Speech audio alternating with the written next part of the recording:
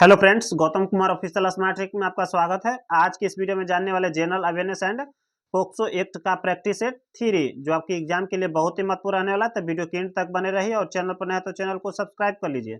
चलिए प्रश्न देखते हैं। प्रश्न क्या है? वर्तमान में ग्रैंड ट्रंक रोड भारत में कहाँ से कहाँ तक जाती है? तो अमृतसर से कोलकाता तक जाती है, यानी कि राइट आंसर हो जाएगा हम लोग का बी। चलिए, और इस ग्रैंड ट्रंक रोड का निर्माण किसने करवाया था? तो शेरशाह सूरी ने करवाया था। शेरशाह सूरी ने करवाया था। चलिए नेक्स्ट देख लेते हैं प्रश्न। 2011 की जनगणना के अनुसार भारत में पुरुष साक्षरता दर कितना है? तो 82.14% है। राइट आंसर हो जाएगा हम लोग का सी। यहाँ से और भी प्रश्न एग्जाम में पूछे गए हैं प्रश्न कि टोटल भारत में साक्षरता दर कितना है? तो 74.04% है टोटल भारत में साक्षरता दर। और इसमें फीमेल का पूछा जाए कितना प्रतिशत है? तो 65.46% है। 65.46% कितना महिला का है। और पूछा जाएगा किस अधिकतम साक्षरता दर किस राज्य में भारत के? तो केरल में है। और कितना है केरल में? और कितना है? तो 93.91% है। 93.91% केरल में साक्षरता दर सबसे अधिक है। चलिए नेक्स्ट देख लेते हैं प्रश्न। 1979 में जॉर्ज व्हिटिंग के साथ उनके कार्बनिक संश्लेषण में महत्वपूर्ण भूमिका अभिकर्मकों में क्रमशः बोरॉन और फास्फोरस युक्त यौगिकों के उपयोग के विकास के नोबेल पुरस्कार किसने साझा किया था? तो हार्बर्ट सी ब्राउन ने। राइट आंसर हो जाएगा हम लोग का डी, हार्बर्ट सी ब्राउन और जॉर्ज व्हिटिंग ने। कब मिला था इन लोगों को? तो 1979 में मिला था। चलिए नेक्स्ट देख लेते हैं प्रश्न। भारत की डोडोट और एकता और अखंडता को बनाए रखना और उसकी रक्षा करना प्रत्येक नागरिक का कर्तव्य है। तो भारत की संप्रभुता, क्या संप्रभुता? राइट आंसर हो जाएगा हम लोग का ए, संप्रभुता, एकता और अखंडता को बनाए रखना और उसकी रक्षा करना प्रत्येक नागरिक का मौलिक कर्तव्य है। और इसे कब किस समिति के सिफारिश पर जोड़ा गया था? तो स्वर्ण सिंह समिति के सिफारिश पर जोड़ा गया था। ये भी प्रश्न पूछे हुए प्रश्न है। और कब जोड़ा गया था? तब 42वें संविधान संशोधन के द्वारा जोड़ा गया था। 1976 में जोड़ा गया था। और इसे भाग चार के ए और अनुच्छेद कितना में? तो 51 के ए में जोड़ा गया है। तो ये सभी प्रश्न एग्जाम में पूछे हुए प्रश्न है, जो आपके एग्जाम के लिए बहुत ही महत्वपूर्ण रहने वाला है। तो चलिए नेक्स्ट देख लेते हैं प्रश्न। निम्नलिखित में से कौन सा राजा हर्षवर्धन के संदर्भ में सही नहीं है? तो हर्षवर्धन पर रचित एक जीवनी है। हाँ, हर्षवर्धन के जीवन पर रचित है हर्षचरित। और हर्षचरित के किसने लिखा था? तो बाण भट्ट ने लिखा था। कौन लिखा था? तो बाण भट्ट ने लिखा था। और बाण भट्ट किसके दरबारी कवि थे? तो हर्षवर्धन के थे। चलिए नेक्स्ट देख लेते हैं। हर्षवर्धन के दरबारी कवि हरिसेन थे? तो नहीं, हरिसेन नहीं थे। हरिसेन किसके दरबारी कवि थे? तो समुद्रगुप्त के थे। किसके थे? समुद्र गुप्त के थे। चलिए, तो ये हम लोग का पूछा गया था कि हर्षवर्धन के संदर्भ में सही नहीं, तो ये हम लोग का सही नहीं है, यानी कि राइट आंसर हो जाएगा हम लोग का बी। चलिए और भी ऑप्शन हम लोग देख लेते हैं। हेनसांग काफी समय के लिए हर्षवर्धन के दरबार में रहे। हाँ, भारत में ये लगभग 15 वर्ष तक रहे थे, जिसमें सबसे अधिक समय हर्षवर्धन के दरबार में ही बिताए थे। और लगभग 14 वर्ष पूर्व हर्षवर्धन ने शासन किया था। तो हाँ, लगभग 647 ईस्वी तक भारत पर हर्षवर्धन ने शासन किया था। चलिए नेक्स्ट देख लेते हैं प्रश्न। मध्य अक्षांश के तटीय प्रदेश में डोडोट प्रकार के वन पाए जाते हैं। किस तरह के? तो शीतोष्ण सदाबहार वन पाए जाते हैं। राइट आंसर हो जाएगा हम लोग का बी। चलिए नेक्स्ट देख लेते हैं प्रश्न। चूना, पत्थर, खरिया एवं संगमरमर डोडोट के विविध रूप है। तो किसके हैं? तो कैल्शियम कार्बोनेट के हैं। राइट आंसर हो जाएगा हम लोग का बी। और कैल्शियम कार्बोनेट का सूत्र क्या होता है?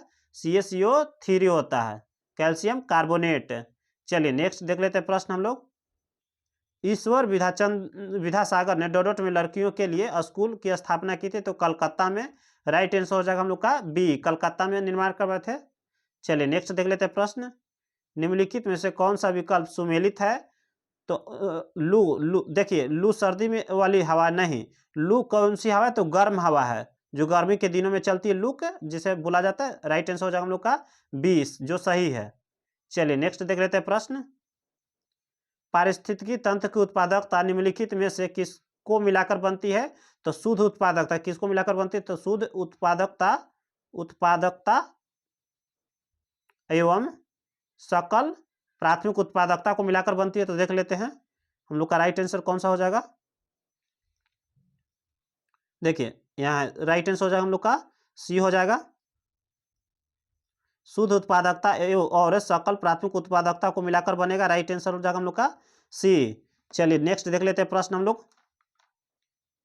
हम लोग को ये रहने वाला पोक्सो का प्रश्न रहने वाला, पोक्सो एक्ट का, जिससे 10 प्रश्न आपके एग्जाम में पूछे जाएंगे और ये डिटेल में सभी करवा दिया गया चैप्टर को, तो आप लोग प्लेलिस्ट में जाकर देख सकते हैं। चलिए प्रश्न है, बालक अधिकार संरक्षण आयोग अधिनियम 2005 में आयोग परिभाषित है। आयोग किस में परिभाषित है? धारा 2 के डी में परिभाषित है। और पूछा जा सकता है कि आयोग के अध्यक्ष किस में परिभाषित है?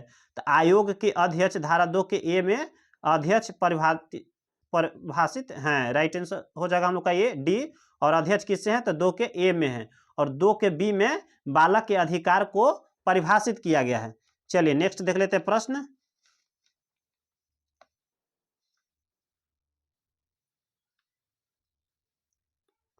बच्चों के लिए निःशुल्क और अनिवार्य शिक्षा अधिनियम 2009 की किस धारा के अंतर्गत निःशक्त बालक को परिभाषित किया गया? तो निःशक्त बालक को धारा 2 के ए में ई में परिभाषित किया गया, राइट आंसर हो जाएगा हम लोग का ए। और धारा 2 के ई में किसे परिभाषित किया गया है? तो दुर्बल वर्ग के बालक को परिभाषित किया है। दुर्बल वर्ग के बालक को परिभाषित किया गया धारा 2 के ई में, और धारा 2 के ई में निःशक्त बालक को परिभाषित किया गया है।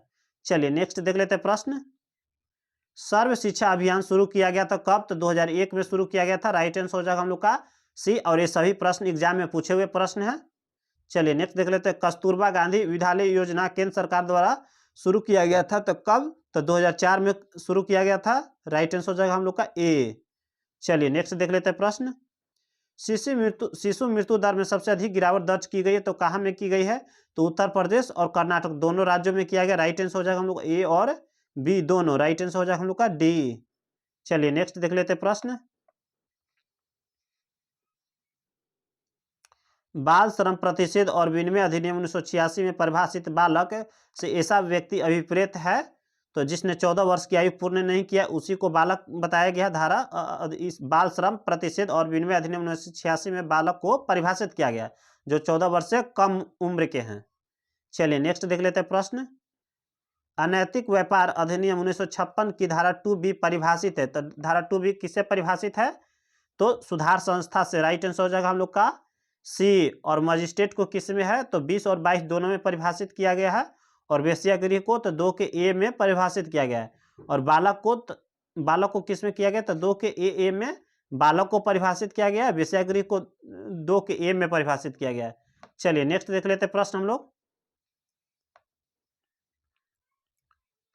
लैंगिक अपराधों से बालकों के संरक्षण अधिनियम 2012 के अंतर्गत किस धारा में लैंगिक उत्पीड़न को परिभाषित किया गया? तो धारा 11 में लैंगिक उत्पीड़न को परिभाषित किया गया और इस चैप्टर को डिटेल में करवा दिया गया, तो प्लेलिस्ट में जाकर आप लोग देख सकते हैं।